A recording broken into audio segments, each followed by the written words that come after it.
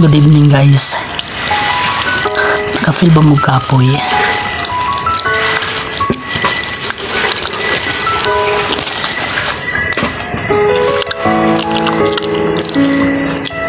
Kaya lang una-una ang kapoy. Ang kapoy natural lang na kay gatrabaho ka. Kapuyon ka nang wala trabaho ba? Kita natay trabaho kapuyon ta pero natay paboton.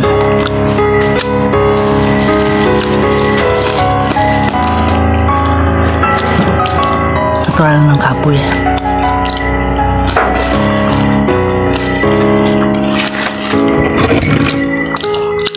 Kapaningkamot ta para sa atong kaugalingon kag para sa atong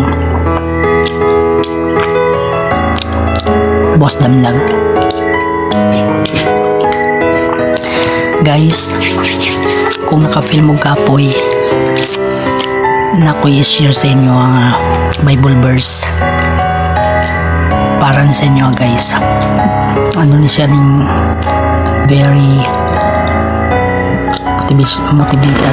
motivational verse.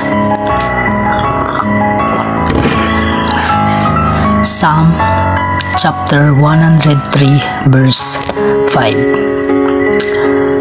Lord, renew my energy when I feel tired and weak.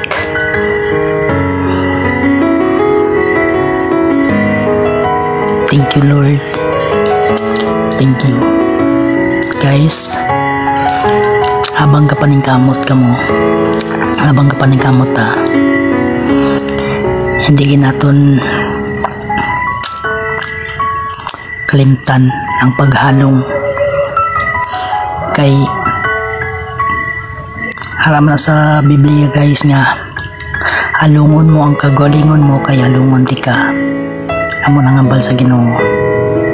Paano ka halungan sa Ginoo kung ikaw mismo wala kagalong, di ba? Para na guys sa Bible guys. Thank you so much Lord. Thank you sa bagong gabi kag thank you sa pagpuli namon. Safe kayo mi. Kag padayon lang sa pagprotekta Lord. Boss, lain naman nga